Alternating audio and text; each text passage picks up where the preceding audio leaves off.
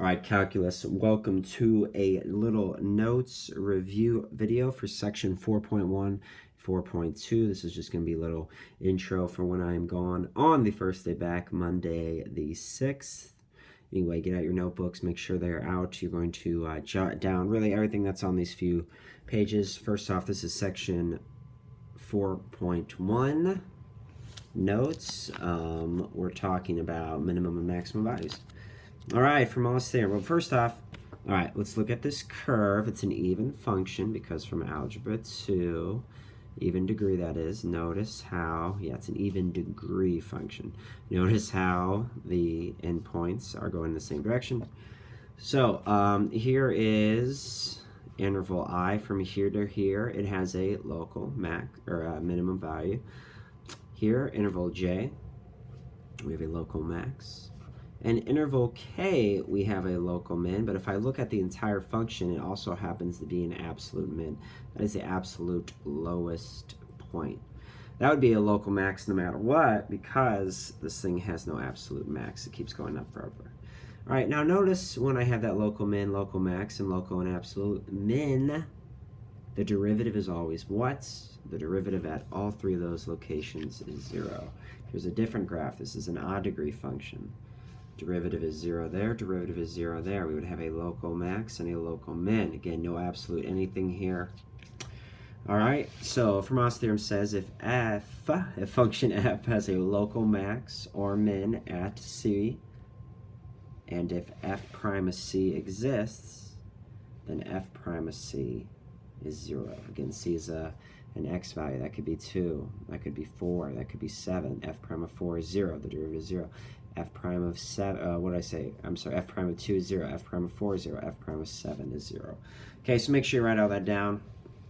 Again, nice and slow. Pause this if you need to. Again, write all this down in your notes. So a critical number of a function f is a number c in the domain of f. So it has to exist in the domain of f, the original function, such that either f prime of c is 0 or f prime of c does not exist.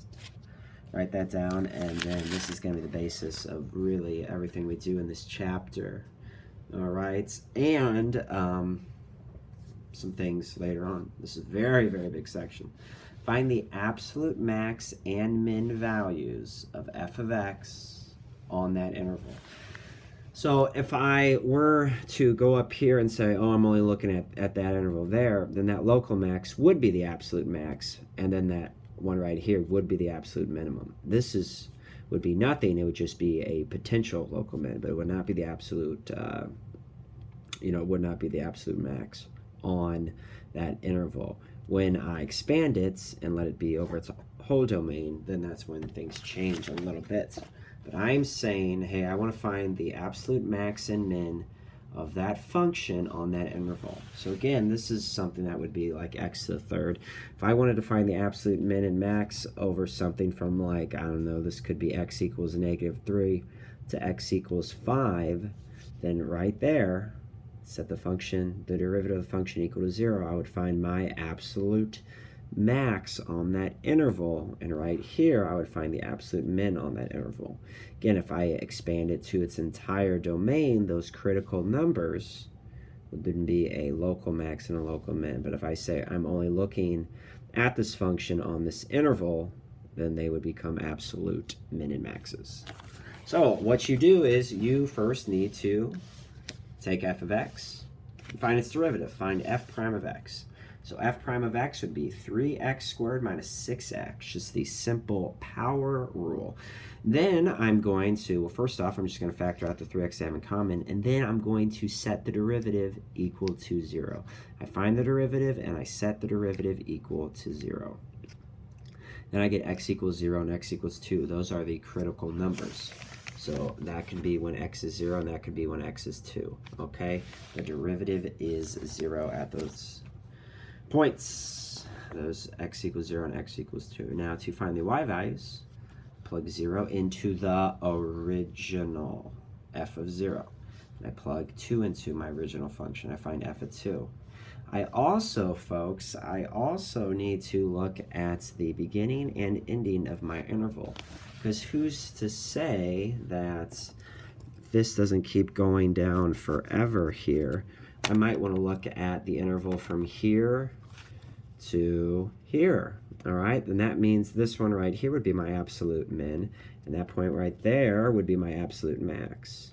Okay, let's say I wanted to look at the interval from here to here. Then this point up here becomes my absolute max. This would be my absolute min, and this is just a potential absolute max. So that's why I got to plug in my beginning point of the interval and my end point of the interval as well. I got to find f of negative 1/2. There it is. Then I have to find f of 4. Again, I plug that all into my original f of x. Now, folks, I look at those numbers. Which number is the biggest? The biggest number right here is 17. So that means my absolute maximum is found at 417. Okay, so again, I guessed what this graph was, so I might have cut it off right there, and that is f of 4, which is 17, the absolute max. My absolute minimum, negative 3, is the smallest y value. Yet my absolute minimum is found when x is 2. That was one of my critical values, so that could have been f of 2. So my absolute min would be at 2, 3. My absolute max would be at 417. The other two were just contenders. All right, so that is a good one there. Let's take a look here then at example 2. Please write this down. This is section 4.1 continued. Find the critical numbers of each function. All right, again, a critical number is a c that is in the domain of f such that f prime of c is 0 or f prime of c does not exist. I just want to know the critical values. I'm not looking at an interval. I just want to know when is the derivative of my function 0 at what x values. So I simply take f of x and find its derivative. F prime of x would be 1/3 minus x. I set my derivative equal to 0. I have one critical value, and it is at x equals 1/3. All right, great. I can find out later if that is a min or a maximum, when my function is increasing, decreasing, all sorts of things. Same thing here with b. Find f prime of x. That is a simple power rule again. Set your f prime of x, your derivative equal to 0. Divide everything by 3.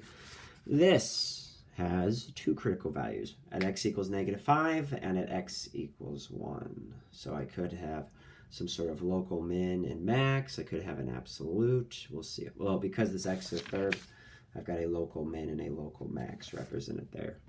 Anyway, that is just some good notes to have for Tuesday for section 4.1. We'll talk about 4.1 again more on Tuesday. Then, everybody write this down. We're going to look at a few on section 4.2, the mean value theorem. Section 4.2. Rolle's theorem. Let f be a function that satisfies the following three hypotheses.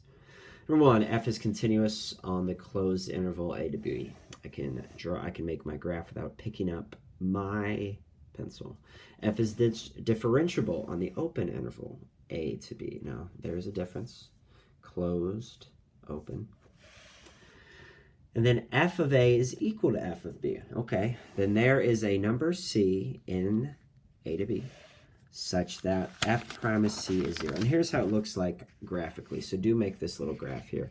All right, so f of a, could be 1. F of b could be 1 as well. So f of a is equal to f of b. Then somewhere my derivative, some point c, some x value c, my derivative is 0. I can clearly see that. Here's another example. F of a could be 2. F of b could be 2 as well. Then there exists some. Notice I can make the graph. I can take its derivative. There is some c where it bottoms out here. Okay, and that makes sense. Like if I'm starting here and then getting back to there, I had to make some sort of curve somewhere. So there's got to be some c where it gets its absolute max, or I'm sorry, its local max. Well, I guess in this interval it's absolute max, and then it's absolute min. Okay? So here is where there are two. Okay, if this goes up, comes back down, I have a c that makes my derivative 0 there, and I have a c value that makes my derivative 0 as well there. Okay, so have all of those graphs, please. Take your time. Again, if you need to go back and pause, it's fine, but make sure you make all those graphs. Then, here's the mean value theorem. Make sure you write that down as well. The mean value theorem. Let f be a function that satisfies the following hypotheses. F is continuous on the closed interval, a to b. Same thing as Rolls, f is differentiable on the open interval, a to b. But unlike Rolls, f of a is not equal to f of b. Then there is a number c in a to b such that f prime of c is equal to the slope of the function. If I were to make a, like a straight line between a and b, that's just a slope formula. Okay, here's an equivalent way of writing it. I don't think we'll use that. I think we'll just say the derivative at some c is equal to the slope of the function if I drew a straight line from a to b. It didn't follow a curve. Okay, so write that down. Again, take your time. So basically there's a point C, which is in the interval a to b. That's another way to write it. You might see that described as element. C is an element of the interval a to b, such that the tangent line is parallel to the line passing through a f of a and b f of b. All right, so make sure that you have all of that down. I'm going to give you two examples here, but of course we would talk about these more tomorrow. It's hard to learn this without your instructor there. So here's an example of find all values c that satisfy the conclusion of Rolle's theorem. Okay, first off, that is f of x. So write this down. F of x is equal to 5 minus 12x plus 3x squared. This is a parabola. And I'm looking at the interval 1 to 3. I do want you on your homework to show me, okay, f of 1, plug it in. Plug 1 into f of x, you get negative 4. Plug 3 into f of x, you get also negative 4. Okay, so if f of b equals f of a, this function is continuous on 1 to 3, and I can take its derivative on 1 to 3. f of a equals f of b. So then I need to find f prime of x. Again, in your notes it says f prime of c. That's fine. Put a c there if you want. Find the derivative of this function. A very, very easy power rule. Then set it equal to 0. Again, take a look back here. If there is some f of a equals f of b, there's got to be a point when the derivative is 0 somewhere there. Doesn't mean it's right in the middle, but somewhere it is. In this case, it is right in the middle. I take my derivative and I set it equal to 0. I get x equals 2. And 2 is in the interval 1 to 3. So c equals 2. Again, help each other out with this. And we'll talk about it more tomorrow. Here's a mean value theorem question. Find all numbers c that satisfy the conclusion of the mean value theorem. First off, you need to find f of a and f of b. A is negative 2. B is 2. There's my f of x. This is a cubic. All right, because it is a cubic. F of negative 2 is not equal to f of 2. So the formula says there exists some c such that the derivative evaluated at c will have the same, basically, like we said on the first page, there's a point c such that the tangent line is parallel to the line passing through those 2 points. The tangent line is parallel. Again, we'll graph that tomorrow. All right, so what I do is I find the derivative of my function, 3x squared minus 3. Again, if you want to put a c in its place, that's fine. You can say 3c squared minus 3.